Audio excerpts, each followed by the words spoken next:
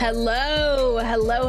Welcome in, everyone, right here, Fantasy Life on Sirius XM Fantasy Sports Radio. Excited to have you back here with us on this Wednesday. Kendall, Valenzuela, Adam Ronis with you for the next couple of hours, breaking down all the news, Adam. It was cut down day. We got news from yesterday. We got news from, 5 minutes ago for the Minnesota Vikings. We got news yesterday about Taylor Swift and Travis Kelce. What are we doing? Do you think we're invited? How you doing? Welcome in. Yeah, I almost forgot about that for a second. I kind of did too. Yeah. And Can we celebrate? Should we do only Taylor Swift songs today? I prefer not to. I'll skip that part. Probably everyone listening is saying the same thing. Like, please don't.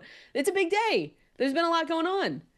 No, there has. That is definitely true. Even outside the big engagement and what that means for fantasy, there's been a lot that has gone on, as well as teams cut down. And then we just got news of a trade as well. Yeah. You want to get into it? First of all, let me ask you this before we get into that. You're not moving Travis Kelce anywhere up, down your ranks? You keeping him the same? He went down significantly because an engagement is a huge distraction. So, jeez. And remember, we also have to go through a prenup. That's not going to be good for him. So, yeah, this is not good.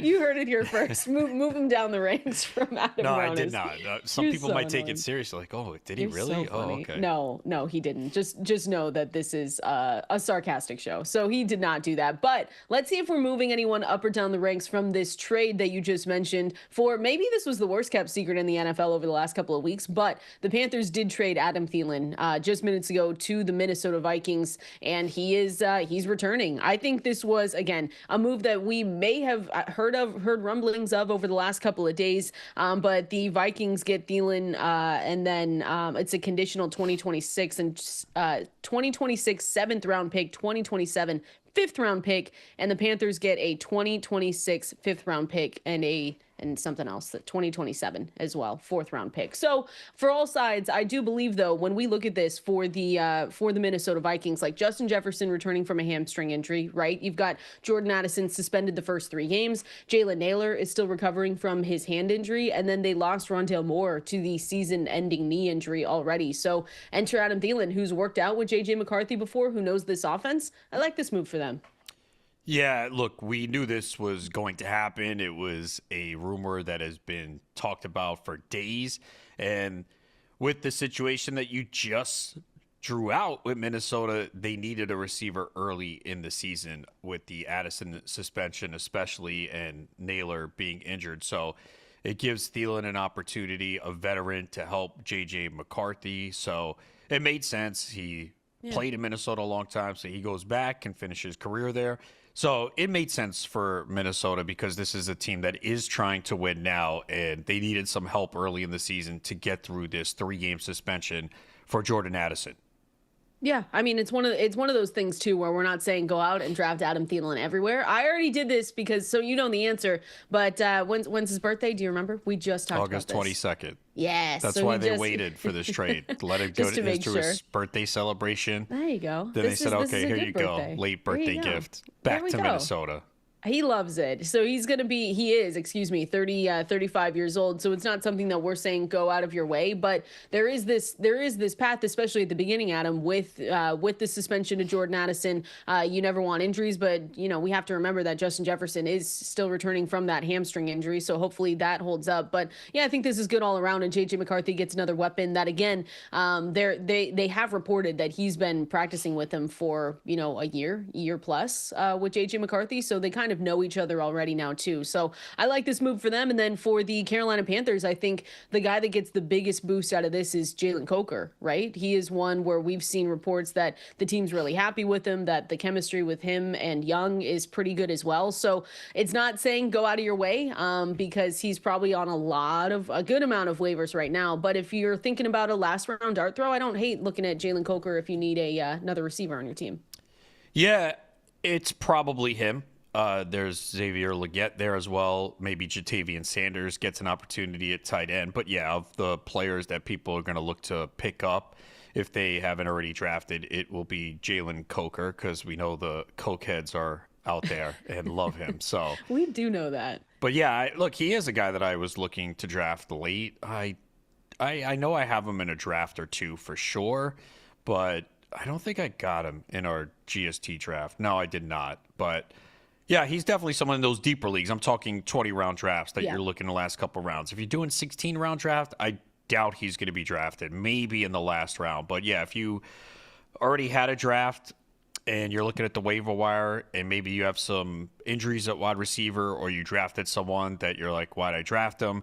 He could be in the conversation. So that's another name for your waiver wire article. Hey, look at us. Look at you. You're We're just doing your basically work helping. on the Yeah, show. you wanna share the byline? You wanna share the? I did write him down though, and we'll talk about TeSlaa here in a little bit too. But yeah, it's some of these guys where, like we said, Adam. I mean, some of your drafts might have been last month. I know you and I have drafts last month, and you're gonna look at your roster and say, ooh, this doesn't, this doesn't look as good as it did about 30 days ago. And that's okay because news comes and goes, guys get injured. And so this is the time, again, we've mentioned this and we're going to go through waiver wire names to know tomorrow because this is a big waiver week this week. And then week one is going to be the biggest where you can go and get guys like Jalen Coker, like Adam Thielen. Again, if you're in deeper leagues, they're probably going to be available for you on the waiver wire. But it is important to go and do that because, we've had injuries, we've had guys go down, and we've had situations change as well.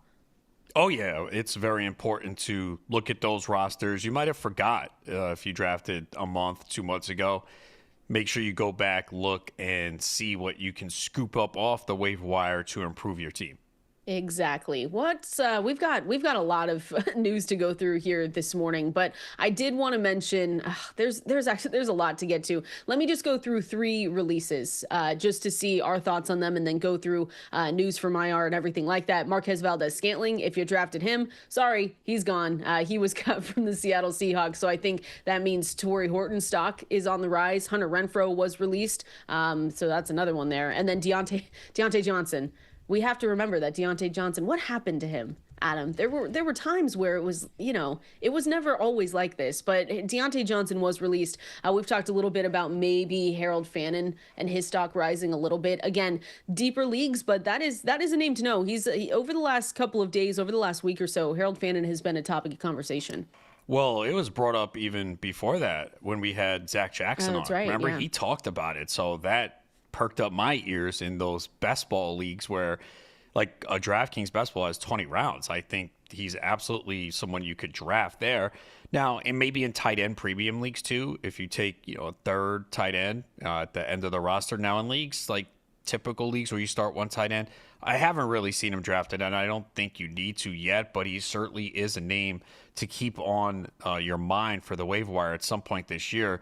Especially if David Njoku gets traded at some point this year, too.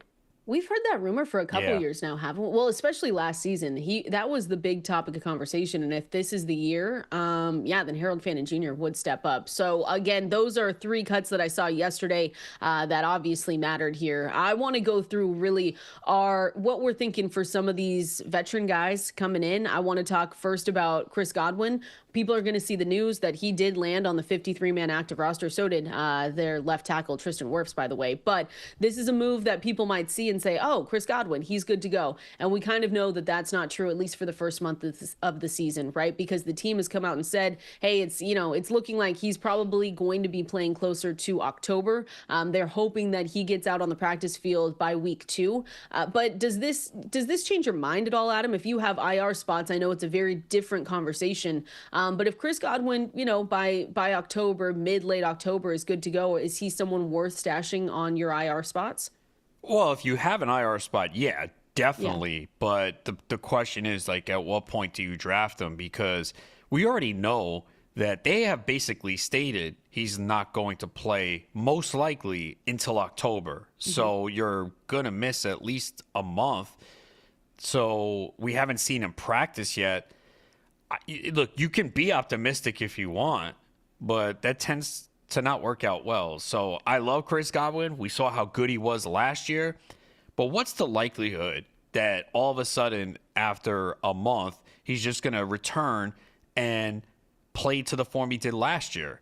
Yeah. I want that to happen, but to me, it's unlikely. So I have not drafted him anywhere.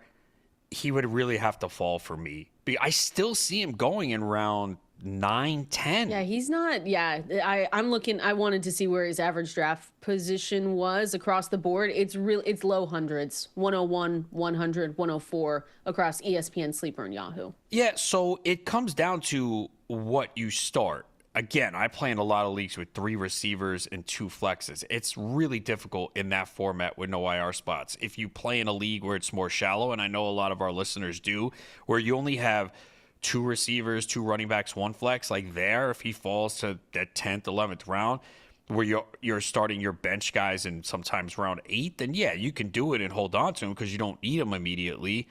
But I think in the deeper formats, it's really tough because, again, we just don't know how he's going to look when he returns. So, yeah, I think it comes down to what you have on your roster at the time, how many bench spots, all that comes into play. But I don't know. He hasn't practiced at all. I know. To me, it's if I can draft him as a wide receiver 4. If I can do that, then I'm open. But I haven't taken him since we got the news about the second surgery, and since it started to look like he was more than likely not going to be able to start the season, which is still true. Again, you're going to see that he's on the roster, but they have said, we've had reports from Adam Schefter saying it is unlikely he plays in September, more going to be closer to October when he starts. So I know that last season he was on pace for a great year, and that is totally true. But with Liam Cohen no longer in town, with us drafting a ton of Emeka Egbuka, I'd just rather go that route with someone who's younger, who can hopefully do a good amount of the same things, where you don't have as many question marks as Chris Godwin. Again, a totally different conversation. I brought up IR because I saw a couple questions yesterday, Adam, at Valenzuela 17, at Adam Ronis, if it was better to draft him if you have IR spots. The answer is absolutely. You just have to, if you have more than one, great. But if you have one, it's kind of just deciding which guy you would rather put in that spot. But if you do, it makes it a lot easier, a lot more palatable to draft Chris Godwin this season. Yeah, so in our GST league over the weekend, he went in round 10. And again, that's a league with 3 receivers, 2 flex spots, and no IR. Now, there are 9 bench spots, so it is a deep bench. But you got to hope that with your first 9 picks, if you're doing that you don't take Rashee Rice, a Jordan Addison. You just can't, because now you're just doubling down on 2 open spots to begin the year. So, it does come down to roster construction, what your league rules are, and maybe he surprises us and comes back. Again, the Tampa Bay paid him, and New England was going to pay him more. So when I first saw that, when that happened, I said, okay, it looks like they feel this is not going to be an issue. Then he had, obviously the second procedure after that, which we just found out about like 3 weeks ago. Yep. So... and it's a tough injury, too, to come back from. This was not like a simple thing where, he's good to go. So that's the other factor with Chris Godwin. Yeah, and I think 2 things can be true. We can say, hey, we're not, I know that I have not gone out of my way to draft him since we got that news and since it started to look like he wasn't going to be able to start the season. I can see people's other side, though. If they say, hey, Chris Godwin, they ramp him up in week 2, but if he really starts to hit his stride closer to the midpoint of the season, last couple weeks of the season going into the fantasy playoffs, I understand why people want to think that way, too. But I checked. I only have 1 league with an IR spot, and it's on ESPN, and it's drafting on Monday. So I'll let you know. Maybe you have maybe another league too, the Flex League. Oh, that's right. Yeah, see. You have an IR spot? Yeah, there's IR spots there. Did you take anyone in those? Well, I did, but not Rice? Someone with an IR, Tajay Spears. Oh, dang. So I'll just, once waivers runs, I'll put him on IR and pick someone else up. Yeah. Let me go here. Brandon Aiyuk, he did, of course, he was placed on the PUP list. This is one that we kind of knew was coming. When Kyle Shanahan says it could be week 5, it could be week 10. Feels like what I was reading yesterday, it's that they're assuming that it's going to be closer to week 6 for a return from Brandon Aiyuk. Between the guys that we talk about, Brandon Aiyuk, Chris Godwin, who would you rather? If you had to draft one who's coming off an injury, going into the 2025 season, you got an IR spot. Am I missing someone? I feel like I am. But let's start with those 2. Would you rather Godwin? I lean Godwin. Yeah, just because he wasn't placed on IR, so the potential return is sooner. And that quote that we had from Shanahan was, we're not sure. It could be week 5. It could be week 10, right? It was something to that extent. Yeah, it was. Yeah. So he wasn't kidding. And Aiyuk was not good last year either. Now, there's also a path, though, for Aiyuk to really step in and make a big impact because they are so thin at wide receiver. But I would lean Godwin just because the return looks sooner. All right. I agree with that one. But I was just looking through again. Brandon Aiyuk was placed on the PUP list. Not surprising. So hopefully we're closer to week 6, Adam. But we always know with these injuries and coaches telling us what could happen and what will happen is usually very different. Let me say one more here piece of news. Again, fantasylife.com. That's where you can go and check out our newsletter.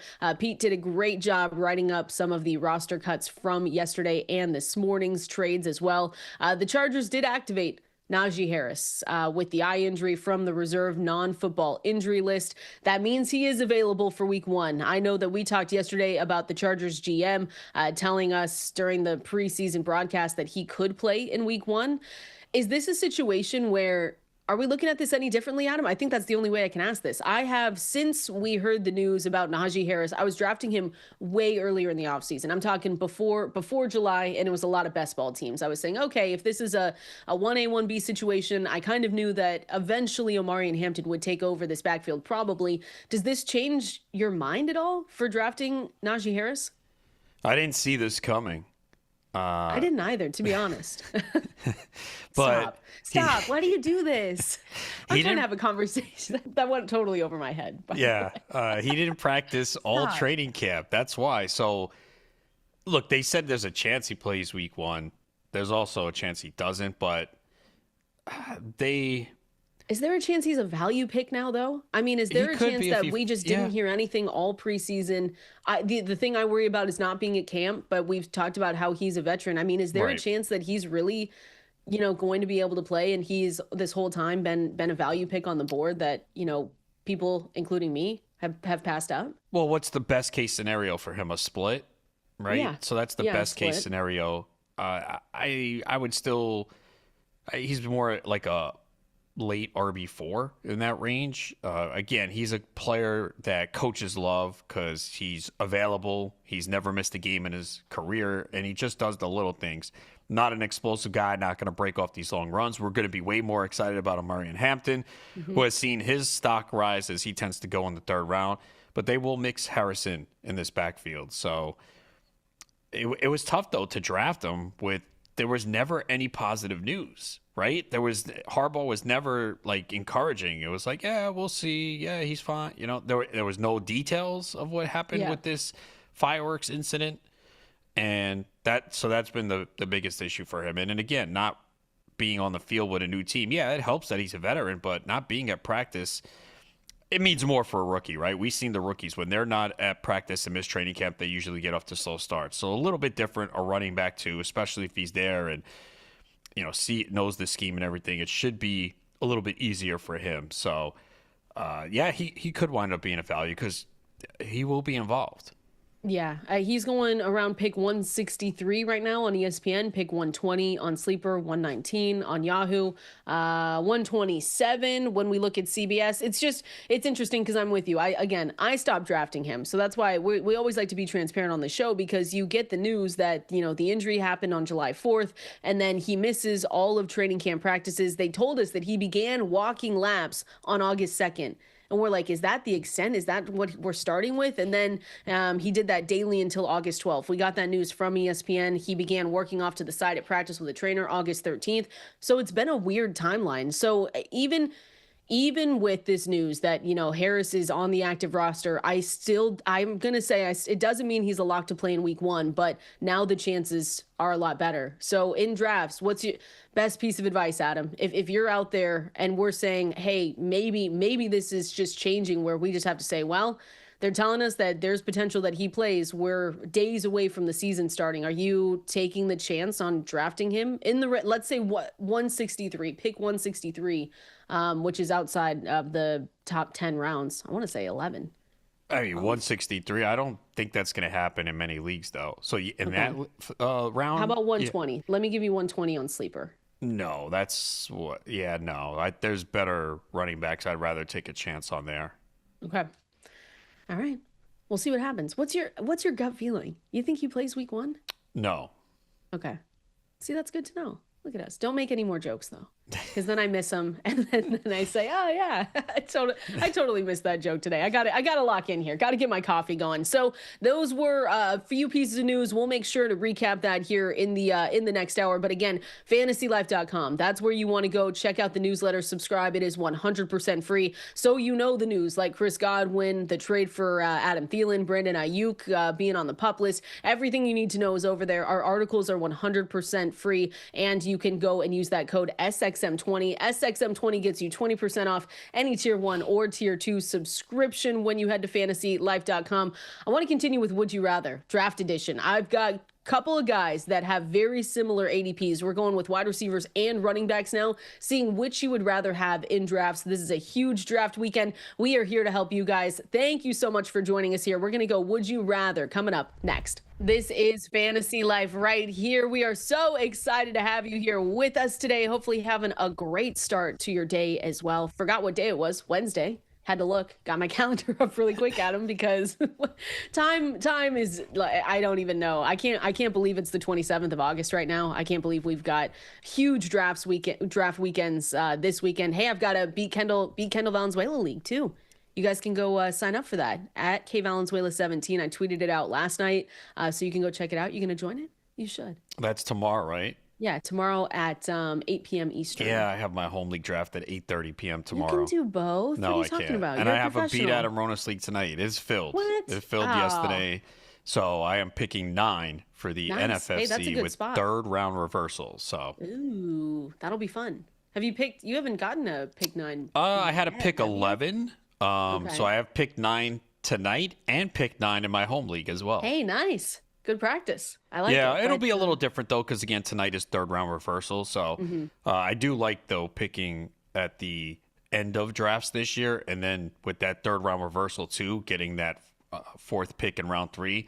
Yeah, I'm expecting a pretty good start tonight. I was going to say, you should have a loaded team. But if you guys want to join my league here, it's a Beat Kendall Valenzuela League, just like Adam's. And you can go find that at KValenzuela17. I tweeted it out last night, and I'll retweet it again for you this morning. And guys, come on, play, because they were asking me, they're like, oh, when is Kendall going to get a league? She has one, so go sign up, and let's see what you can do. Why I'm not? telling you, you guys are going to be in trouble. No, for sure. They're in trouble. I'll agree with you on that one for sure. Let's but they know all our secrets, so it'll be fun. It's tomorrow again at 8 p.m. Eastern, so make sure you guys go and sign up. Would love to play against you. I see questions coming in on Twitter as well at KValenzuela17 at Adam Ronis, so we'll make sure to get through those and some of your phone calls as well. But I wanted to continue on through, we always go through tough draft day decisions and guys with very similar ADPs where we think, okay, what's the outcome for these guys? Which is the better pick in our opinion? So again, Would You Rather Draft Edition. I want to go through a couple running backs who we haven't talked about in a little bit, but Chuba Hubbard to start. Chuba Hubbard versus James Conner. Again, going in somewhat of the same range. You got pick 45 on ESPN, 44 on Sleeper, 41 on Yahoo, 40 on CBS for Chuba Hubbard. And then when I look at James Conner, pretty similar, 47 on Sleeper, 46 on Yahoo, 37 CBS. A little later on ESPN, he's going pick 50. But still, we kind of understand the concept here. So between Chuba Hubbard, he exploded last season. It was 16.4 points per game last year. He got the 4-year extension worth $33.2 million, $15 million guaranteed. They did bring someone in, Enrico Dowdle, and then James Conner on the other side. Adam has come out and said that he's going to split a little bit of work with Trey Benson. And so I'm curious, between the two, again, going in pretty similar ranges, who you like more? Yeah, it's funny because I have them back to back now. I do too. In about a month ago, I did draft Hubbard over him. But if I were to do it today, I think I'd lean Conner now. We've seen Hubbard lose some passing down work in the preseason to Rico Dowdle. Now, I don't know if that's going to translate into the season. I think people have really overreacted to the preseason usage this year more than ever. Oh, Brock Bowers is not on the field. He's losing snaps, so he's not going to play much. Okay. If you believe that, good luck to you. But come draft with me tomorrow. Yeah, I have Conner a spot higher. I mean, look, there is that quote from Conner too was weird, right? But you know who else said that no one has talked about? Bijan Robinson. He said, "Yeah, me and Tyler Gill are Okay, 1A, well, 1B." So that's because that would be a nightmare. So right? Oh, it would. It we would. can't We already talk about went that. through that. We thought we passed through that storm last year. Yeah, we can't. We won't even bring it up. So with yeah. Connor, like we talk about it all the time. No one wants to draft him. He falls, and it's like, well, he's 30 years old now, and every year he just goes out there and produces. Now, he did hurt us in week 17 last year. He got hurt. It looked like he wasn't going to play. He went out there, and he had his worst game of the season in championship week. 4 carries, 4 yards, 2 catches, 4 yards. So the injury was a factor. He tried to give it a go, and if you started him, you might have lost your championship. But we do see Trey Benson coming on a little bit. So I lean Connor right now. Hubbard was very impressive last year. The Panthers believe in him and paid him. But if he is going to lose passing down work, that is going to be a problem. Yeah, I've got him like you said, very much back to back in my rankings as well. And when I look at James Conner, because the quote was that we're both RB1, he's going to play a lot this year, when he was referencing Trey Benson, and that was about 3 weeks ago, I want to say. So again, we always have to find the middle ground, right, Adam, of just the preseason hype, what the usage that we see during the preseason games, and then what we actually expect is going to happen during the season. So when I went and looked at our projections, it's 185 rush attempts for Connor and 144 for Trey Benson. It puts him really 813 rushing yards for Connor, puts 634 on Trey Benson as well, with obviously more targets going to James Conner, 43.5. So that's the one thing that worries me. And again, it's one of those things where I didn't expect all of the preseason hype with Rico Dowdle, but we did see him, like you said, get some of the passing down work. They did draft Trevor Etienne in round 4 as well. Not someone that's obviously going to jump up the depth chart, but I think the biggest concern is the staying power in the passing game. 12% target share was mostly last season. We talked about this for Chuba Hubbard. They didn't have a lot of weapons. It was a lack of weapons in the receiving room. And so now if we think that, hey, you've got Tedder McMillan over there. We have a little bit more in the passing game from Rico Dowdle. It does make me just a little bit more nervous about Chuba Hubbard. He's gone in ranges, though, where I actually haven't taken as much of either of them as I thought. So it really depends on where you're drafting, too. That's what I was going to say. I really don't want either guy. I don't think I'm going to. Now, I do have Hubbard, and I took him. I think it might have been the host league because it's super flex, and I obviously went quarterback in round 1 because I had pick 5, and then I went a couple receivers, and I think I took Hubbard. So a little nervous about that now, but hopefully he performs like he did last year. But yeah, I don't see myself drafting either the rest of the way unless I really mess up at running back and I'm like, oh no, I gotta take someone here. No, well that's a horrible comp. Well, yeah, hopefully that doesn't happen. I've messed up, so I have to draft one of these guys. Yeah, go draft. Have you had a draft this year where you're like, damn, I messed up?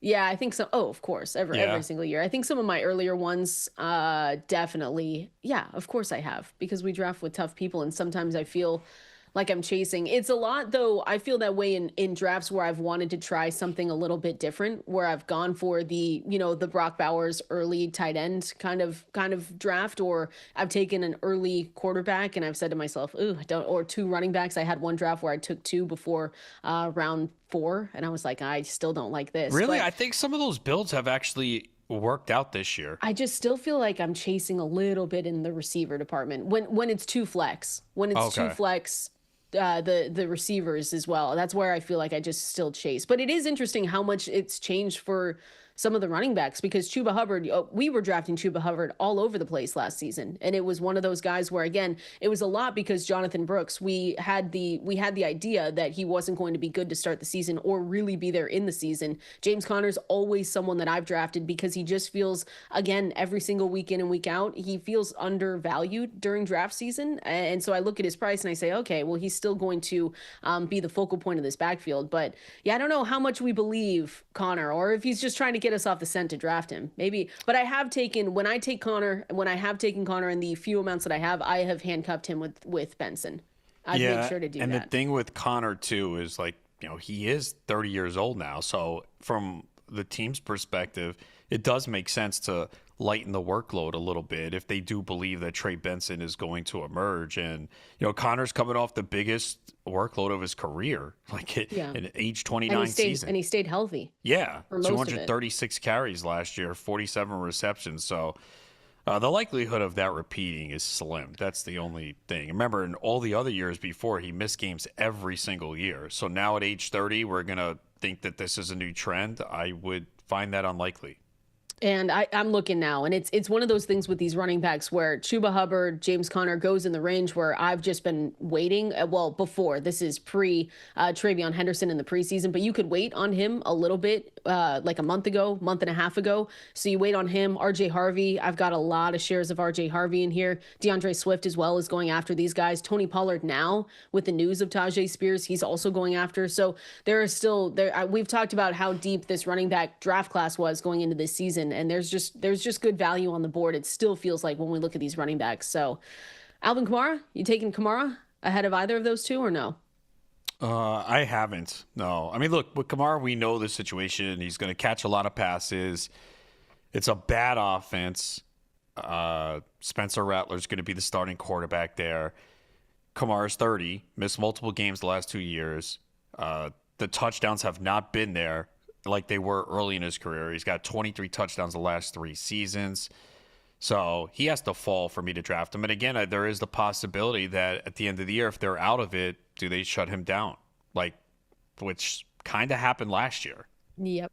And we'll talk about their quarterback news here in a second, but they are going with Spencer Rattler to start the season instead of Tyler Shuck. So we can talk about the sample size that we have from him. Let me go through one more here with you quickly for Would You Rather. These guys are closer when we're talking about receivers. Garrett Wilson, Mike Evans. Garrett Wilson, depending on where you're looking, is going earlier. When we look at ESPN, when we look at Underdog, and then Mike Evans is going earlier when we look at Sleeper, Yahoo, and CBS. But it's all around, mid 40s, low mid 30s, mid 40s round pick. Where are you going with either of these guys? Who would you rather, Adam? So, just say Mike Evans. Why? Is that because I feel like that's going to be your answer? I have Garrett Wilson. I feel like this is a difficult pick. Well, so with Evans, Evans has moved up because when you look at the situation in Tampa, how could you not? The problem with Mike Evans is he's now 32 and has had hamstring injuries his entire career, including last year where he missed time. So he's also been a guy that just, believe it or not, has not had 80 receptions since 2018. So we know about the 1,000 yards every year of his career. Great. Touchdowns, though, have been there. I mean, double-digit touchdowns in 4 of the last 5 years. And you look at it, he's got to play a big part early on. With Garrett Wilson, we know the targets are going to be there, but they have been every single year, and he still can't crack, top 15. We've seen Fields help DJ Moore put up a massive season 2 years ago in Chicago, and there's no competition for targets for Garrett Wilson. So I still lean Garrett Wilson. You don't sound happy about that. Well, because every time I want to feel good about Garrett Wilson, I know. I look at it and I'm like, and this is that range of receivers that suck. Yes, 12 that's to fair. 18, 12 to 19. It's like, I kind of like the guys going after better. I'm going Mike Evans. Yeah, I'll go the opposite of you. But again, it's one of those things. I actually do feel better, though. I know the hamstring injuries are an issue, but we just can't. There are some aspects where we draft and we say we have to be cautious of this, but you also can't draft, totally scared, especially when I'm looking at Mike Evans. Do you? No. You do not do I'm that. aggressive. Yeah, exactly. I'm drafting Mike Evans like the situation that he's in right now, which is that we're not going to see Chris Godwin right away. Emeka Egbuka, we have big expectations for him, but still a rookie. It could still take a couple of games for him to really get out there and show what he's got. So Mike Evans is going to be the consistent target for Baker Mayfield. And I know we've talked about Baker Mayfield regression a little bit, but we still expect Baker to be a top 10 quarterback in fantasy football. So for Evans and me, I mean, he even averaged 14.3 points per game in games with Chris Godwin last season. So again, I know he's provided us really good seasons, 14.9, 16.8, 17.5 points per game over the last 3 years. Yes, 32 years old. But I think it's hard to argue with him as a wide receiver too in that range. And I have drafted still Garrett Wilson, but there are parts of me that are just a little bit nervous about, because we know what it brings with Fields. He's not this prolific passer, but Garrett Wilson is going to be the guy peppered with targets. We have him projected for 128 targets this season and 78 receptions, but only 921 receiving yards. Ooh. That's not good. What's his line set at? Do you have that right in front of you? I don't. My guess is it has to be around 1,000 because they know people are aware and they're going to bet it. Because if I remember correctly, so his receiving prop in that last game last year, that thing skyrocketed to like in the mid 90s, and he didn't go over it. Yeah, we'll look at. I want to look at that and see it's where got to be around. I say 950. They got to put it around 1,000 because they know people are aware and they're going to want to bet the over. So, oh no, that's not it. Where is it? That's pressure. Yeah. Pressure. We'll do efforting music here in a second. We'll get that answer for you here. I want to continue on and going through go hard or go home. Guys, if they're going to change the narrative, we might not be drafting them this season, but maybe they can prove us wrong. We've got some names, including Marvin Harrison Jr., looking at Rashee Rice, maybe a little Saquon Barkley. We're going to go through them coming up next. Your league mates want you distracted. Don't let them do that. They want you out of snacks, out of drinks, and running to the store while they draft your sleeper picks. You don't want to give them that satisfaction. Call in GoPuff. You've got snacks, drinks, and everyday essentials delivered in as fast as 15 minutes. And you get 60% off your first order with code FANTASYLIFE60. That is 60% off, guys. A huge deal from GoPuff. 60% off your first order with code FANTASYLIFE60. As always, appreciate everyone hanging out with us right here, getting you ready for those big drafts that you have coming up this week, going into the weekend, and of course next week as well. We are here to help. We're going through Go Hard or Go Home here, Adam. We're going through Go Hard or Go Home, presented here by Mike's Hard Lemonade, because we have to sometimes make big decisions just like Mike's Hard Lemonade, and we don't want to make the wrong one. And that's why we're going to say, hey, which of these guys is going to go hard or go home based on here's how I pick these players. I wanted to talk about players who maybe they're being faded a little bit, maybe people are off because of the season that they had last year. Let me start with Mike's Hard Lemonade. Let me start with Marvin Harrison Jr. Because he's coming off a disappointing rookie season. We've talked a little bit about Kyler Murray. You know my stance and what it was on him last season. I was taking him as early as the 1-2 turn, and it burned me. It did not work out. You could see Kyler Murray and say, well, he finished as the QB 12 last season, but that paints a whole different picture and story than when you are actually managing him in fantasy for 2024. So Marvin Harrison Jr. coming off the disappointing rookie season for fantasy football. Is he going to go hard, or is he going to go home and be disappointing yet again? He's going home. He's going to disappoint. No. I tried to have optimism throughout this entire draft season, but every time I'm on the clock, I can't click the button. I just can't do it. So we're hearing all these positive reports that the rapport is getting better, but it still comes down to me for Kyler Murray. And I'm just not convinced that he can get Harrison going. And I'm also worried about the way Drew Petzing operates the offense, just not getting the ball in the hands of Harrison in easy fashion. It seems like it's really difficult. So unless the scheme changes and they make it easier and Kyler Murray improves, I think it's going to be a disappointment again. And he generally goes in the third round. And I was going to say, he's not cheap. I can't do that. I just can't. I thought we were going to get way more of a discount with him because I was ready to come back and just be sad again. But I really did thought we would get a little, even in the offseason, Adam, he was still expensive. We never got a Marvin Harrison Jr. discount. He's going pick 35 on Sleeper, 49 on ESPN, 40 on Yahoo, 47.9 on CBS. And like you said, you need more short, intermediate routes for Harrison. You need to unlock this new level of his game where it's just a little bit easier. Like you said, he underperformed last season. He was a wide receiver 3 as a rookie. And he had a bad first season. I want to believe that he has a good chance of improving in year 2, but based on the price, it's really, I hate the ADP. I don't hate the player because I looked at my exposure.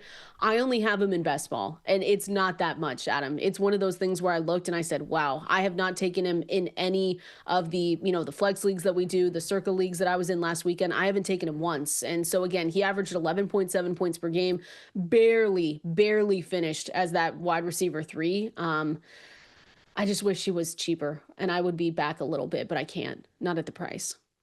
He's going home. I hope he proves us wrong. That's the thing for me too. It's really the price. I thought he was going to be cheaper coming off the season he had. And as we're doing drafts and I see him go in the third round, I was like, wow, that's just too pricey for me. If he was a little cheaper, I could buy in, and he could easily prove me wrong here. That's why because I've been back and forth, but I just find every time I'm on the clock and I stare at his name, I have not clicked it. I have not clicked the draft button.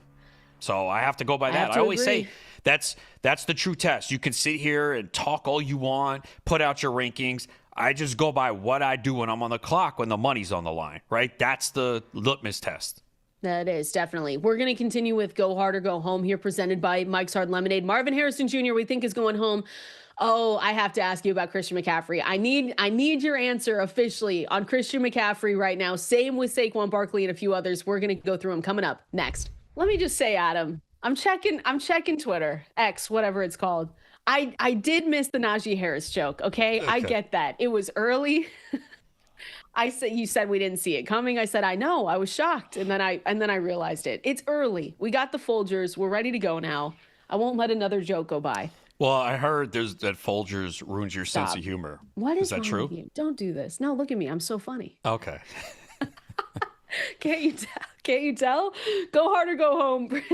What are we doing here? Presented by Mike's Hard Lemonade. Again, we're going through guys that we think, hey, are they going to prove us wrong? Are they going to have a good season? Or are they going to go home? Because like I said, draft season is here. We don't want to play it safe with some of these guys. This is, again, brought to you by Mike's Hard Lemonade. Time for Go Hard or Go Home. So let's go into, give me your answer for Christian McCaffrey.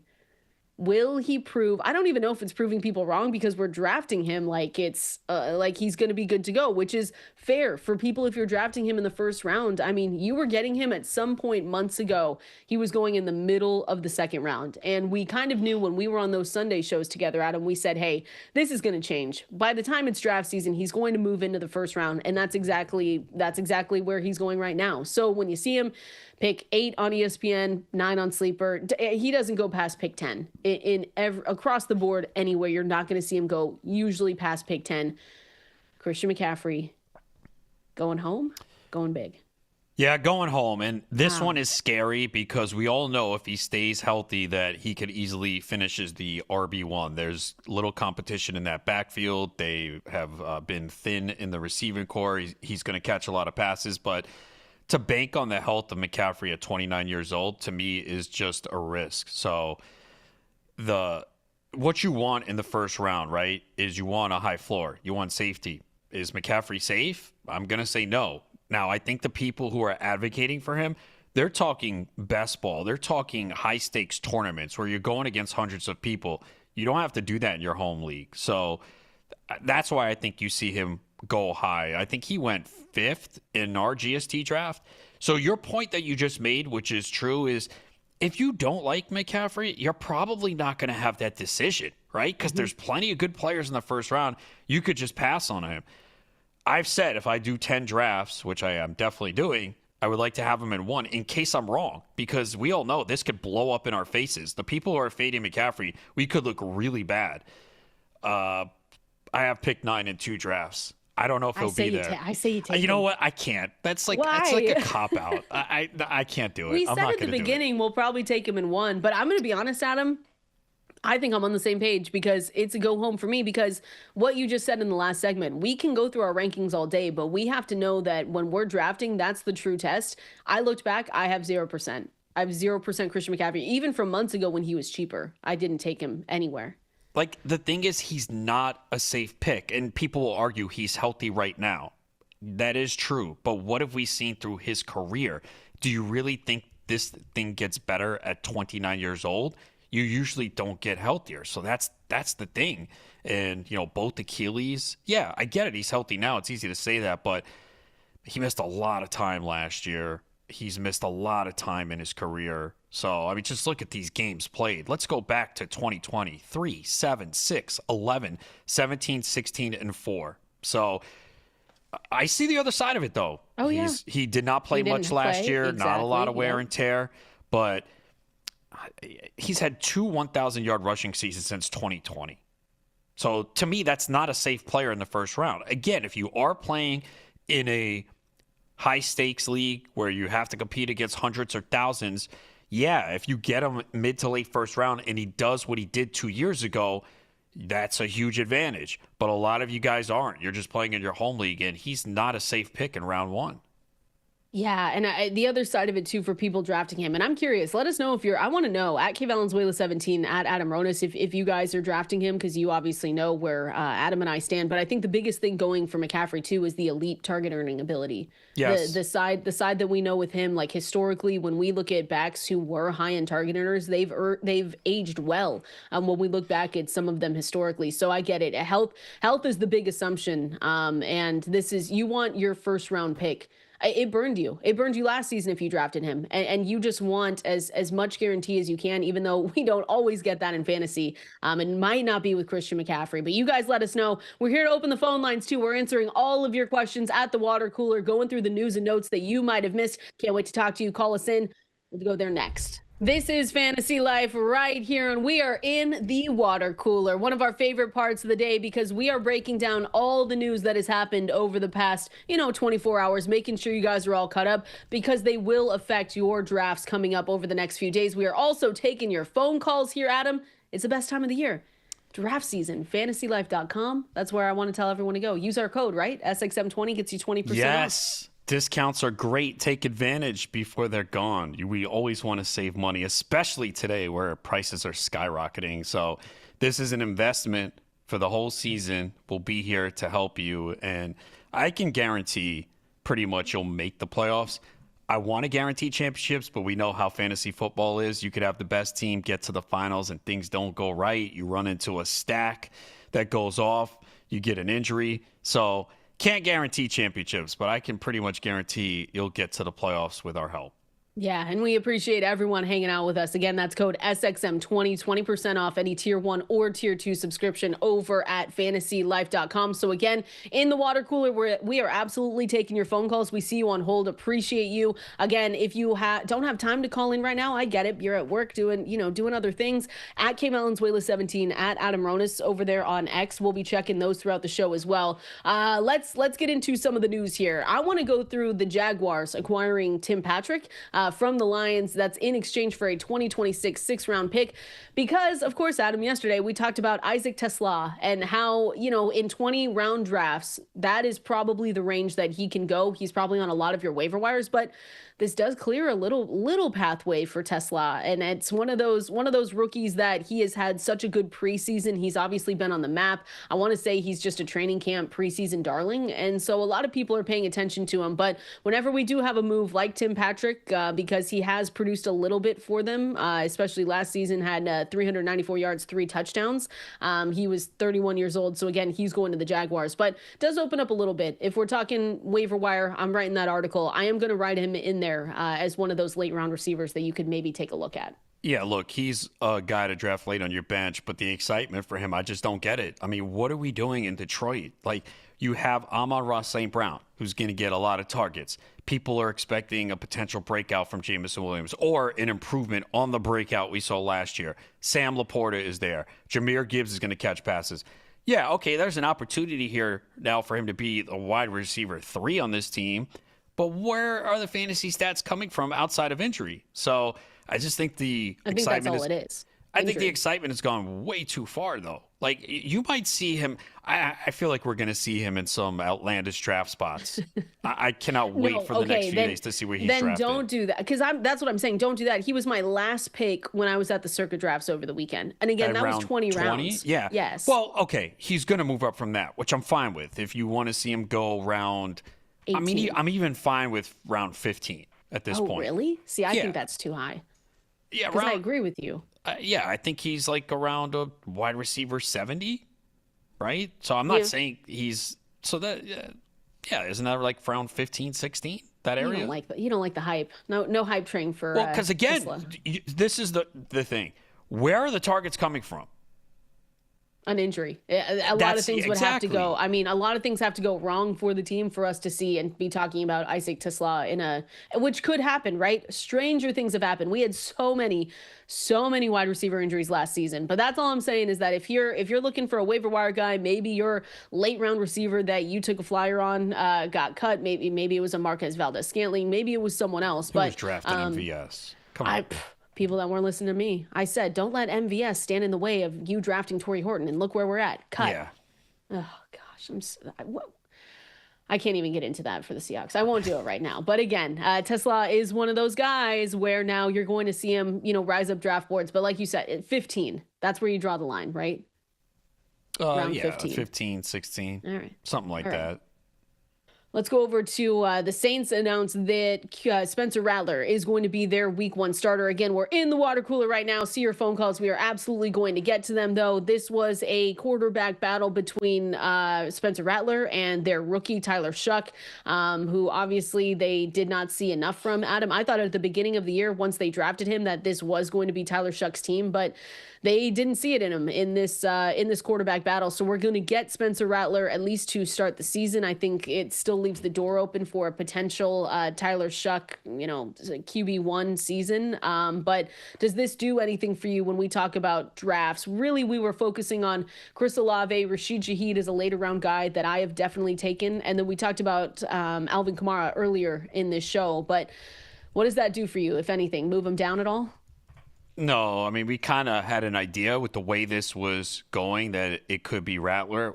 Either way, the Saints offense was going to be one of the worst in the NFL. You just hope that Olave and Shaheed get their targets and surprise us. Maybe the offense is a little bit better. I mean, those are the two guys you're looking at, Kamara in the backfield, and that's pretty much it anyway. So maybe Jawan Johnson in a tight end premium league late as your third tight end, but that's it at this point. They gave him a contract this offseason, didn't they? They did, yeah. Yeah, a nice contract too, if I remember right. 3 years, 30.8 million.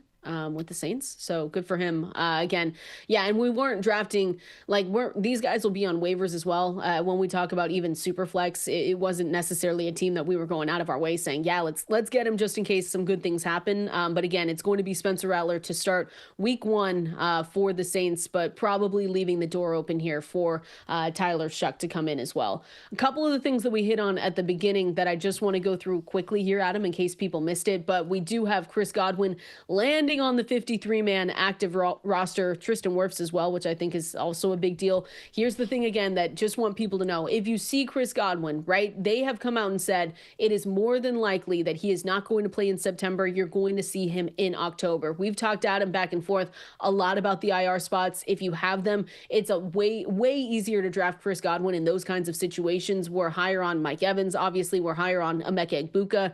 He's probably going to be one of, at least for me, I looked at, we need Emeka Egbuka to work out. Let's just say that, Adam, or else it's going to be a really long season for me and my Emeka Egbuka shares. But again, there is potential to see him in October, which is good news for him. But other than that, I think both of us have kind of stayed away. I was drafting him earlier in the season before we found out about the second surgery and before it just sounded like he wasn't going to be playing to start the year. And now, again, easier when you have IR spots to take him. Yeah, that's for sure. It's encouraging, but really the team has already told us that they don't expect to see Godwin until October, and he hasn't even practiced yet. So there's still a long way to go for him. Definitely rooting for him.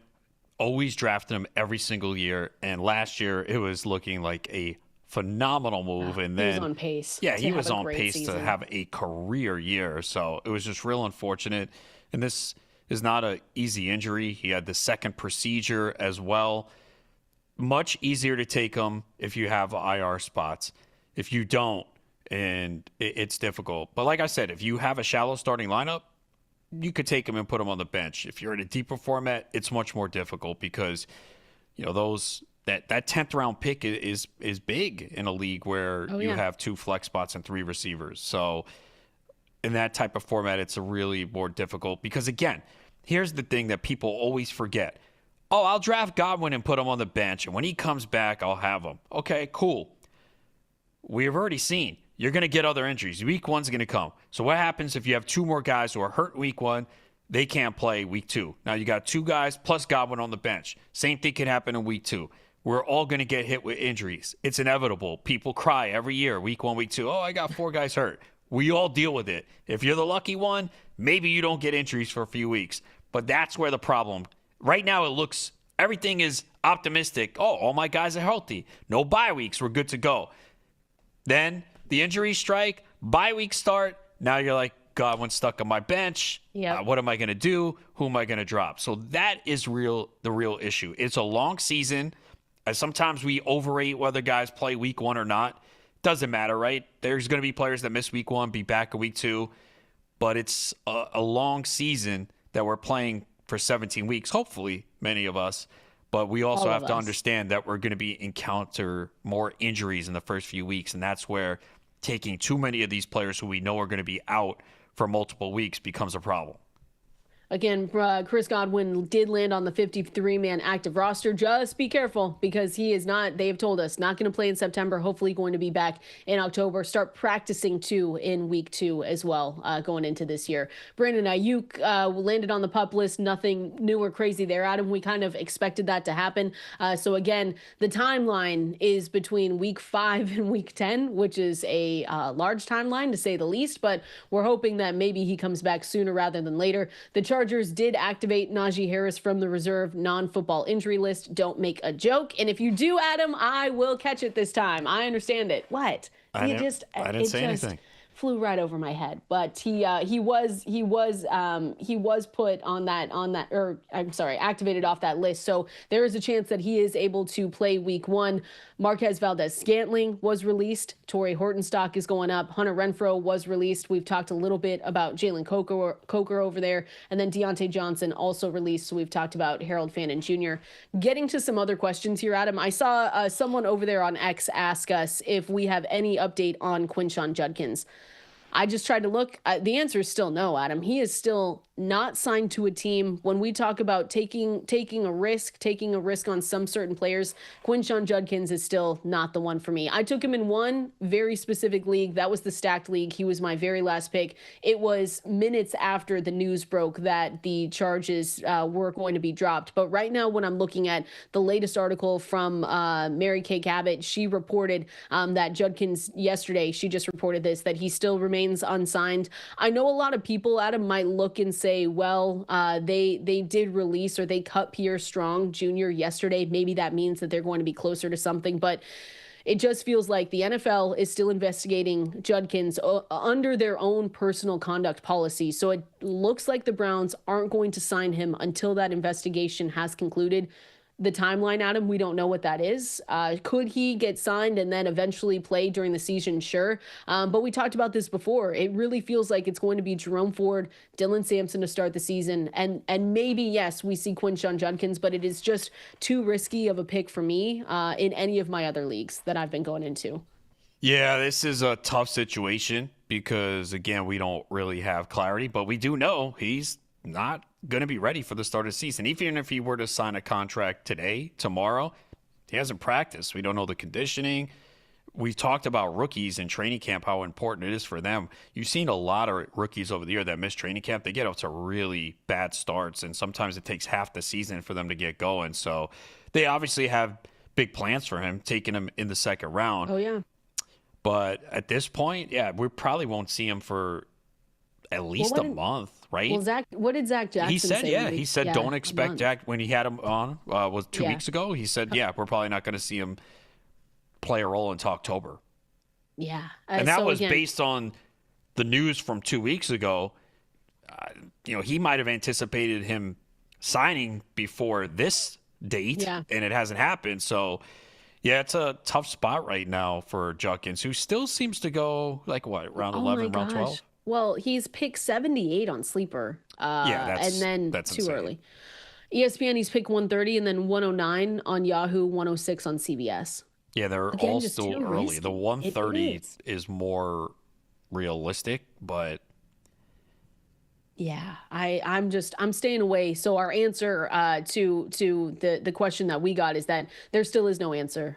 We don't know, and things can change very quickly. We could come on here tomorrow, Adam, and there could be a totally different update. But as of right now, when we're talking about him, the charges were recently dropped, but the NFL is still investigating Judkins under their own personal conduct policy. So he is still unsigned. Maybe they sign him once that's done, but it is just a situation that we're going to have to sit back and wait and see what happens there. So again, make sure you go to fantasylife.com. Make sure you sign up for that newsletter and then use that promo code SXM20. Gets you 20% off any tier 1 or tier 2 subscriptions because we've got the best listeners. We want to make sure that you guys are taken care of, and we want to make sure that we're always answering your questions. So we're going to head out to the phone lines now. Again, the phone number to call in if you have time, 888-963-2682, or you can press that new call-in button on the Sirius XM app. So let's go out to the phone lines now. Let's go out to Eric in Massachusetts. Eric, what do you got for us?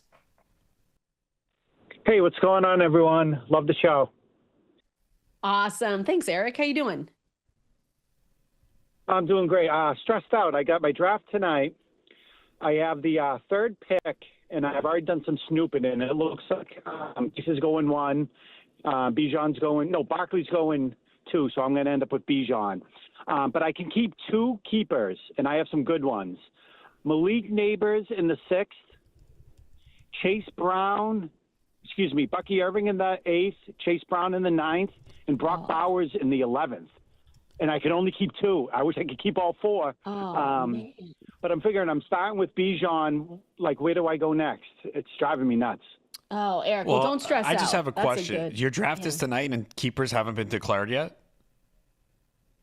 No, we're doing it as like unofficial round 1. Like everyone goes around, pick 1, says who they're keeping, and so on and so on. Okay. So I don't know. Yeah, that's interesting. Most of the heavy hitters are going to be there. We can only keep from last year anyone who's drafted after round 3. So the first 3 rounds, all like the usual suspects should be there for the most part. I think maybe Lamar Jackson's gone, but that's about it. Yeah, and like Eric said, he should get Bijan too. This is tough. I feel like Kendall's gonna disagree with me here. What? Go ahead. I'm going Neighbors in 6 and Bowers in 11. No, that's actually what I was going to say. Oh, okay. I thought you were going to take one of the running backs. But does it not? The only thing that might change my mind to Chase Brown in the 9th is knowing that Eric could get Bijan Robinson at 3. Does that not change your mind at all? No, because that's part of it. If you have Bijan, you have that bell cow back. Now, I'm not really worried about the RB2. And I'm getting an elite tight end in round 11. And Malik Neighbors a first-round pick in the 6th. So now I got a stud at every position, outside of quarterback, obviously. So, no. Why do you think I'm going to disagree with you? I don't know. I thought you were going to go with one of the running backs. No, I like them. But again, we talk about value. And so Neighbors, who is obviously a first-round pick, that's insane value in the 6th. And then Bowers in the 11th is just an absolute steal. So it's good. And then like Eric said, Jamar is going to go 1, and then Saquon's going to go 2. He's got the 3rd pick. So then you get Bijan. Well, don't be so sure. Sometimes people say stuff and they don't mean it. Like, we're going to manifest okay, if you were Eric. picking 2 and one of your league mates said, who are you taking? Would you tell them the truth? Yes. Well, that's your honest. I'm yes, not. I would. I wouldn't tell them the truth. I would lie. Why am I going to give them information for? I don't know, because it's just gamesmanship. Nah, oh my I'm gosh. a competitor. I'm not giving them no info. I can't lie. They would know immediately. Oh. I just can't do it. No, that's brutal. Eric's going to be fine. Eric, you let us know though what happens, because I am interested in this one. Don't be nervous. You're going to do great, because those are really great keepers to have. Let's continue on. Let's go out to Joe in Michigan. Joe, what do you got for us? Hi, I've got 10-team keeper league. We keep 7. Just looking for a value pick. We do have a flex, and I got Marshawn Lloyd that went on an IR, so I get a free pick. And all the rookie running backs are gone. A lot of the backups are gone. So what's left is Rachaad White. I got to pick a running back. Rachaad White, Dowdle, Nick Chubb. Miller, I'm not a fan of to back up Kamara. My running backs right now are Kamara, Kyron Williams, Chuba, and Tracy. Okay. And Tyrone Tracy. So looking for value because Marshawn Lloyd, Adam, I just always roll my eyes with Marshawn. I just can't. I advocated for him a couple months ago. I've taken him too often because if we expected that role to, come down a little bit for Josh Jacobs, who was it going to be? It was Lloyd. He just can't. I'm done. He can't stay healthy. So I understand the frustration, Joe. So if we're looking for value picks between Rachaad White, Rico Dowdle is the name that pops out to me. I'm curious if you're going to say Nick Chubb here in this moment. And then I didn't think so. And then Kendre Miller. I'm going to say Rachaad White in case Bucky goes down. Rachaad White has already shown what he can do. He's not great between the tackles, but he's excellent in the passing game. So there's always a chance, too, that he gets traded. I think isn't he in the final year of his contract? And they love Sean Tucker. So that's the other thing, too. So I would go Rachaad White. He's the guy I have ranked the highest of that group. Out of the three. I would go Dowdle, but that's only because of I'm trying to make sure that we're keeping the preseason hype in line with the pass catching work. I haven't taken Rachaad White one time this season. Oh, I haven't either. He does have trade value when you look at him. And obviously the pass catching work's a little bit different there. He fell out of favor, obviously playing behind Bucky Irving. But he could still handle that passing down work and battle against Sean Tucker for value if Bucky Irving were to miss time, but hopefully he doesn't. Let's do another one out here really quick. Let's go out to Max in San Francisco. Max, what do you got for us? Hey, good morning, guys. Got a quick question. I have it's a 10-team full PPR. I have Ramondre Stevenson on my bench, and just saw that Brian Robinson is available on the waiver for tomorrow. It'd be a good strategy to drop Ramondre for Brian Robinson.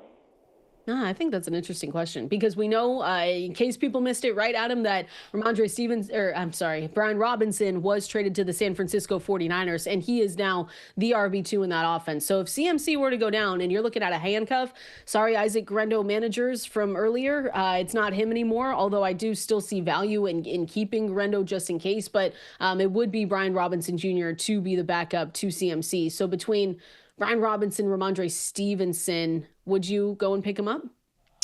Only if I had McCaffrey. If not, I'd hold Stevenson. Yeah, I've got Stevenson ranked higher still. Not by much, though. Yeah, same here. Yeah. I think a lot of people, is that for everyone across the board, or does it really depend on the running backs that you have? I think a lot of people are going to have that question. If Brian Robinson was dropped, I don't think he should be on a ton of waivers, to be totally honest with you. But if he is, I guess, again, we're looking at him more as the handcuff to CMC, which again, we just talked about him saying go hard or go home. There's always a chance of injury with CMC, unfortunately, with the history that he has, with the age that he's at, and he would be the RB2. Yeah, again, if I'm more inclined to do it if I have McCaffrey. If I don't, I'm gonna hold Ramondre. All right, I like Ramondre, Steve. I've got a decent amount of Ramondre on my bench. Why not? Good vibes? No. Well, I mean, look, everyone loves Travion Henderson. That's the issue. But we all know Travion Henderson's not getting 300 carries, though. No, absolutely. So appreciate everyone calling in just now. Again, the phone number 888-963-2682, or you can press that new call-in button on the Sirius XM app. We are over there on Twitter, on X as well, at Valenzuela17, at Adam Ronis. Going to continue getting you ready for those big drafts that you have. Some of them tonight, Adam. I'm excited. Send us your screenshots of your teams too, because I love to see those. Let's go through draft or pass. I want to talk through some quarterbacks that we've gotten questions on, some deeper quarterbacks. We're not talking about, Kyler Murray, Bo Nix. You kind of know our stance on the top 5 as well, but we're going to go draft or pass later round quarterback edition presented by Premier National Sports coming up next. Drafting or passing presented by Premier National Sports on this fine Wednesday, going through more quarterbacks here, Adam, because we've always got quarterback questions going into each season. This year we've talked about how there is, a part of us that have been drafting some of the elite guys, those top 5, and the top 5 also includes Joe Burrow. I know some people do not include him, but he's included in mine. And then there has been some value picks later as well. So that's why we're going to go through draft or pass presented by Premier National Sports right now. again, if you or someone you know has a high school athlete and they are looking to take their game to the next level, that's why we talk like Premier National Sports does. They are the team to help you through that entire process. They are a trusted recruiting and NIL resource for high school athletes and their families. So check them out at premiernationalsports.com if you haven't already. So let's go draft or pass. We've talked a lot of Najee Harris. We've talked a lot of Ladd McConkey. Let's talk about their quarterback, Justin Herbert, for the Chargers. 27 years old right now. Oh, I don't have when's his birthday? January 22nd. Oh, I don't know why I said, no, wrong. March 10th. March 10th, 1998. I was close. I was only 2 months off. That's not bad. Only two. That's not bad. I mean, come on. No, sure. Yeah, whatever you need. March 10th, where there's a quiz at the end of the season where we just go through all the birthdays that we've talked about. But Justin Herbert, again, 27 years old. We've seen fantasy points per game from him, 16.8, 18.4, 17.3. ADP, round 10, I want to say. When I look at some of our consensus rankings again, he's not one of the top targets. So I think he's consensus QB 15 for us, with some of them, like Dwayne has him at QB 18. I know Matthew Friedman does as well. But I looked and I haven't taken him in any places. I know that we talked last season where they changed it up. The Chargers did last season. Pre and post buy numbers were very, very different because you have the pre buy, it was 25 dropbacks, and post buy was 37. And you saw a jump to that 17.9 points per game after the bye week for them in 2024. So curious what your expectations are with them and this running game. Obviously, they went out and got Omarion Hampton. Ladd McConkey is being drafted like a top receiver. And then they went out, drafted Trey Harris. Keenan Allen is now on this team as well. Expectations for him? Easy pass for me. I'm on the same page as Dwayne. I just looked. I have him QB 18. Again, very efficient from an NFL perspective. Only 3 interceptions last year in the regular season. I think he had 4 in that playoff game, which was a little crazy. Bad. But here's the thing. When Herbert had his big year, 2021, 672 pass attempts, 38 touchdowns. We all got excited. The next year, he had 699 pass attempts, touchdown dropped to 25. But new coaching staff last year, 504 pass attempts. That is not going to get it done. And you mentioned the splits. I don't see it changing. Look at what they did. Omarion Hampton, Najee Harris. What do they want to do? They want to run the football. You're just not going to get the pass attempts. And when they do pass, they don't pass in the red zone. 57 passes for Herbert last year inside the 20. That was tied for 17th in the NFL, and the reason why there were some quarterbacks that missed games. So, yeah, it's just not an offense that is conducive for success in fantasy compared to the other quarterbacks. So, to me, Herbert is a pass. That's why it's more Omarion Hampton season for me as well. I looked, and even in the range that he goes, I just wait. It's just this kind of range for me, not like a QB dead zone, but it's one where I just say, if I'm waiting this long, I might as well continue to wait and get a Drake May, a Caleb Williams. Caleb Williams is now going ahead of him, so a little bit different there. But, when we look at the Chargers, they've invested in their offensive line. They've got 3 first-round selections since 2021. They added Becton to play right guard. They rank, in the top 10 for PFF going into this season. So on the other side, it's more that Omarion Hampton, as a lot of people know, is more of the priority target out of anyone else. I don't have, again, it just depends on where you draft, but Ladd McConkey goes at that turn, and I haven't really gotten much of him either. That's not a Justin Herbert thing. That's just because I haven't been in a range to get him, but still open to get it. Are you still open to getting Ladd McConkey, or have you dropped him down a little bit? Yeah, I am. I definitely have drafted him. Not a lot, but I have. So you said he's your QB 18, QB 19, Justin Herbert? 18. So Trevor Lawrence, is he ahead of him for you? Oh, yeah. I guess there so. It is. I am drafting Lawrence. I've taken him quite a bit as my QB2, and it's more the faith in Liam Cohen. Trevor Lawrence has been a disappointment, obviously, the number 1 overall pick, and he's really had one good fantasy season. But we saw what Liam Cohen did for Baker Mayfield. That offense was 20th in scoring and 23rd in yards in 2023. He came in there and turned them into 4th in points, 3rd in yards. So you're hoping that he can have the same effect on Lawrence. And there's weapons here. You got Brian Thomas Jr., who had a great rookie year. Obviously, Travis Hunter, who looks like he's going to play a lot of snaps on the offensive side. The running backs are a little bit muddled right now, but there's some talent there.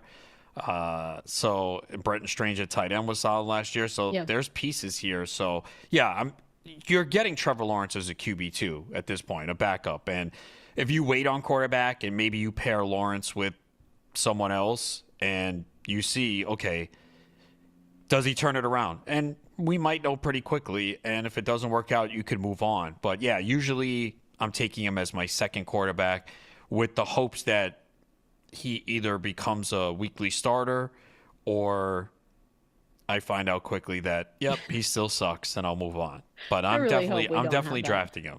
Yeah, I've paired him a good amount with Caleb Williams, which I know some people might think is risky, but we've talked about where we have Caleb Williams in our rankings and in mine, and I'm comfortable. If it's wrong, it's wrong. But that's kind of where I've gone. I mean, he has given us QB12, QB8 finishes 2 years before. He can run a little bit too. Exactly. He's able to run too. 17.1 rushing yards averaged in 2022. You got 21 in 2023. So there is this out here with Trevor Lawrence if everything does go the right way, which this is another quarterback, though, that's in a really good situation. They've done everything they can to make sure that he has guys around him to succeed. So I look at our floor ceiling projections over at fantasylife.com. Floor is 14.5 points per game. Ceiling is 22.9, but he has upside as a passer. He has a little bit of upside as a rusher to kind of keep, there is a chance there that he does give us really good quarterback fantasy quarterback numbers. Hello, what's going on? Especially with Liam Cohen over there. So that's why I always keep him in mind as the second quarterback. Like you said, we're not walking away with him as our first. We're not that risky. Not yet. We don't want that to be our first. If he does, then we know we probably messed up along the way. That's the draft that you say, oh, I could wait one more round, and then people start taking their second Hey, we've been there. People start taking their second quarterbacks a little bit too early, but you don't want Trevor Lawrence to be your first quarterback. Let me go through one more here, because again, we're going through quarterbacks. I wanted to talk through them for Draft or Pass, presented by Premier National Sports, because we've talked about all the pass catchers around the Lions. Jared Goff, 30 years old, technically in his prime right now when we look at age. Birthday? You want to take a guess? He looks like a guy that was. He looks like a June. Oh no, October 14th coming up. Happy birthday! Turns Early 31. birthday, Jared Goff. He's gonna be he's gonna be 31 years old. We've talked about potential regression with Jared Goff. That's more in the touchdown department, though. And we have mentioned that because we've seen a really good Goff over these past few seasons. Fantasy points per game, he's given us 19.2, 17.9, 17.3. It was his first top 12 fantasy season since 2018 last year. And he had career highs in a ton of categories. That's where I want to look here, Adam. Touchdowns per attempt, 6.9%. He had usually a career average of 4.6. Yards per attempt was up. Completion rate was up at 76% as well. He has a 69% career average. So, he posted a great season last year. And I'm not here to just hate on Jared Goff. I just do think that if we have the same conversations about Baker Mayfield regressing a little bit in the touchdown department, I feel like we have to almost have the same conversations here for Jared Goff as well. Yeah, the crazy part is, though, we take all these Detroit players so high. So usually if that's the case, that means the quarterback has to come through, right? Well, maybe one of them has to be a bust, right? Right, you would think. But yeah, just looking from a fantasy perspective with the numbers for Goff, he's a quarterback that doesn't run. The 37 touchdowns were a career high, and you mentioned the touchdown percentage of 6.9%. It was 5% 2 years ago, and that's when he threw 30 touchdowns. So you really need 37, 38 touchdowns and 4,700 yards from Goff. And that's unlikely to repeat. He also only had 539 pass attempts last year. That was down from 605. Now, they also were pretty dominant. I think they come back to the pack a little bit. Division is tougher. The schedule is tougher. But, yeah, it's difficult to – you cannot draft Goff as your QB1 because we also know, again, he'll have those games where he throws 4 touchdowns. He'll have other games where he throws 1 because the running game is piling up the touchdowns on the ground in that game. And he also had – was it a 6-touchdown game to close the year? Oh, yeah, or 5? It was, let me look it up. It was crazy. That boosted his stats. You can't take it away, but he had. Where was that? Okay, the 5 touchdowns against Buffalo. 494 passing yards and 5 touchdowns. Weren't they down big in that game? And then they just kept throwing to come back, and then eventually they lost. Yeah, they were down that was a crazy big game. in that game. They were down 35. I think they were down like 35-14 at one point. Because that was week 15, and it was the start of the fantasy playoffs. So, yeah, I mean, that's the thing. It's just the path to get there for Goff. There's just going to be inconsistencies. There's a lot of weeks of 1 touchdown and 217, 199 and 2. There was even a game where he had 85 yards and 3 touchdowns against Tennessee. Then 145 and 1 touchdown. We also know, too, about the not playing well outdoors. They didn't have a lot of outdoor games last year. But he played well in the ones that they did. He did actually 2 games to close the year. Yeah. He had 3 touchdowns at Chicago and 3 at San Fran. Yep. So, I don't know. But either way, he doesn't have that high floor because he doesn't run at all. He's that pocket passer that needs those touchdowns, and I'm not counting on it. No, and again, it's more for me. This is not a hate on Jared Goff kind of segment. It's not. But some of the prices, like going and pick 98, you're taking him. He's the 10th or 9th quarterback going off the board on Sleeper. It's just, to me, when I look at that, you're somewhat drafting him at his ceiling, and that worries me just a little bit because, like you said, you're going to have to expect a lot that you saw from last season. And while we don't usually put a lot of stock into offensive coordinators moving, we know how good Ben Johnson was for this team, and he's gone as their play caller. So maybe Morton can come in and make some significant changes, but it's whether he can design and implement that successful version that we've seen over the last few years with Ben Johnson. That's still a question for me. So again, really the price. I understand people really liking Jared Goff because of all the weapons that he has, but when you're taking him QB8, QB9, QB10, it's just, that's too much. It's too high of a price for me to pay for, like you said, someone that doesn't rush. I'd rather wait, get the Drake May, get the Caleb Williams, and see if it works out from there. A lot of weeks he's outside the top 12 at quarterback. So, yeah, those weeks where he goes off, it's great, but he has a lot of weeks where he loses you the position. Yeah, I see 7.8 points, 9.6. You had it 8.7, 11.3. That's ESPN scoring. But yeah, so we wanted to go through draft or pass for some of these quarterbacks here, presented by Premier National Sports. So make sure you check them out, premiernationalsports.com. They do help rising high school athletes take their game to the next level. They've got personalized recruiting strategies and NIL education that you need to check out at premiernationalsports.com. Going to continue on here, Adam. I want to go through dark horse fantasy candidates from each team. We know cut down day happened. We've got some guys that are on the move, but some names that you might need to know for later in the season for those waiver wire runs. We're going to go through them coming up next. You can't count on much these days, but you can always count on Sundays with the NFL on CBS and Paramount Plus. That's right, football fans. Watch your local NFL game live every Sunday on CBS and Paramount Plus all season long. This year's schedule is absolutely stacked with rivalries and revenge games, including the next chapter of the epic Bills-Chiefs saga. So stay connected to it all on any device at home or on the go. Visit ParamountPlus.com/NFL to get started today and count on Sundays for another must-see season of the NFL on CBS and Paramount Plus. Yeah, fantasy life right here. We've got a little bit of news. I don't want to mislead people, but it's Adam Schefter tweeting about Rashee Rice. And I think it's just maybe something that's developing here. So not necessarily breaking news. I will say this is there's been no confirmation of anything, but he tweeted that the NFL is aiming for at least a potential 6-game suspension for wide receiver Rashee Rice from the Kansas City Chiefs for violating the league's personal conduct policy, per, again, Adam Schefter. And then he says the suspension would kick in at the start of the season. So this has been the big thing surrounding Rashee Rice. We've been waiting to say, okay, first of all, how many games? And then we heard that his date to meet with the NFL was September 30th. And so at that point, we said to ourselves, okay, well, wait, what does that mean? And Schefter and a lot of the other reporters said that means that he would be available for the first 4, maybe even 5 games if that withheld, if he was able to meet with the NFL on September September 30th.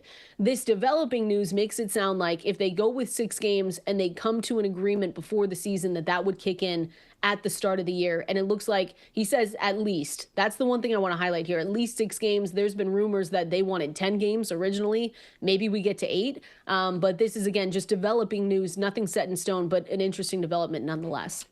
Yeah, if you're the Chiefs and Rice, you would want to get it done at the beginning of the season, because if you wait until September 30th, that's week after week 4 is complete, then there could take multiple weeks for a decision. And then what if it is 6 or 8? Now you're missing a good portion of the season. So from a Chiefs perspective and Rice, it makes sense. You know what? Let's just get this out of the way now. He is also coming off an injury, although he's looked good from the clips we've seen here in camp. So it gives him that extended period to make sure he's back 100% or close to it. And for those that are drafting, yes, we would like a decision as soon as possible, a huge draft weekend, and you want to know how many games is he going to miss so you can prepare. And it is better for fantasy to have it done at the beginning of the season, because there are no buys the first 4 weeks of the season. Most of your roster, we hope, depending on who you drafted, is healthy at least going in. So it would just make it a little bit easier. But again, this is nothing official. This is just speculation here, I guess, or maybe some source gave him this, obviously. But yeah, it says we knew the NFL was pushing for a long suspension. That's why he wanted the hearing, because if it was only 4 games, he might have looked and said, talk with the team and said, yeah, you know what, we'll take it, move on.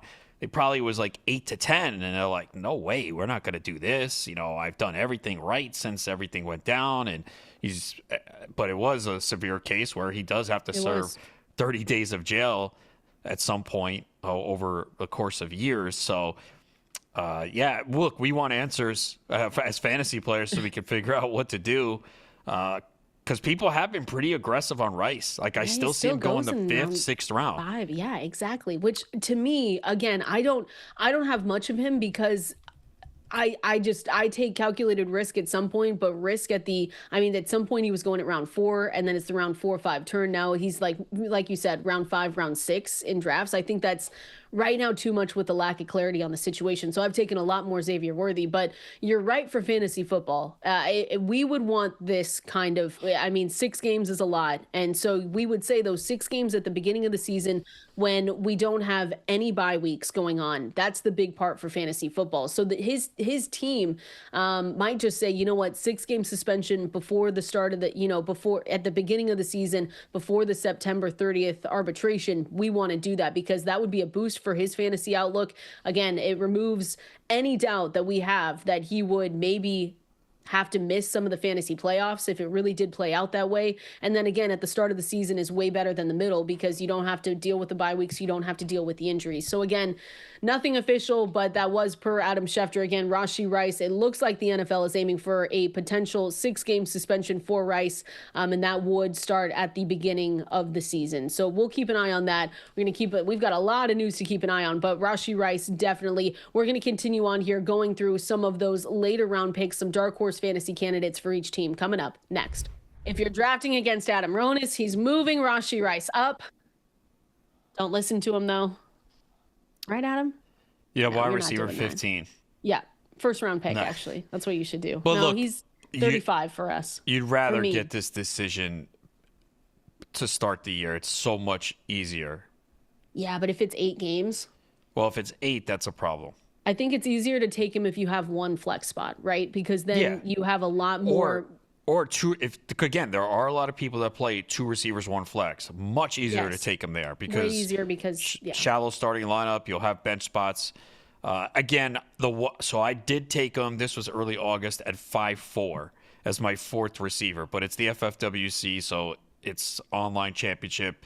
You're playing for a big prize against the big field, so I wasn't going to take him, but he was the top guy on my board. I said, all right, I'll take the chance. So I had a chance to take him again in another same format, and I said, I'm going to pass on the second one because I already had him once. So imagine my thought was I take him twice and he gets an 8-game suspension. Now I'm in 2 leagues. I can deal with it in 1. So, but I'm still interested in taking him, but I really hope that we get a decision today or tomorrow. It would just make things a lot better for all of us drafting this weekend. Again, we're talking about Rashee Rice here, who Adam Schefter just a few minutes ago tweeted that the NFL is aiming for at least a potential 6-game suspension for Rashee Rice. Again, this is not official. This is just him tweeting that that's what he has heard, and that the suspension would kick in at the start of the season. Like you said, Adam, a lot of people do play in 2 wide receivers, 1 flex leagues and formats. That makes it way easier to draft Rashee Rice, and that is one where I would be willing to take the risk. But when I'm in leagues with 2 or 3 flex spots, that's where it starts to get difficult, because at some point you're putting in someone for 6 games that you probably don't want to like, and you can win, right? You can win week in and week out, but it's the back of my mind saying, okay, well, I don't want to start, 1-4, get 1 win, 2 wins, and kind of be in a hole to start early. So their bye week is week 10. And I would say too, because I saw a lot of people doing this with Jordan Addison, I would stop drafting them together now, because a lot of people started doing that, thinking that, September 30th, that now the suspension was going to be mid-season. Don't do that anymore, because it looks like maybe get burned. It looks like maybe holes. now. I mean, it's just been back and forth, though, with the information that we've gotten. I understand drafting both of them together when we got that at first, but now maybe press pause. Look, I think the NFL wants 10 games, and Rice realizes 6 is probably the best he's going to get, and that's why he's probably going to settle and take it. I have a bad feeling it's going to be 8. I have a horrible feeling. It'll be 6. He's going to take figure it, out. settle. All right. There we go. Appreciate everyone hanging out with us. We'll be back same time here tomorrow.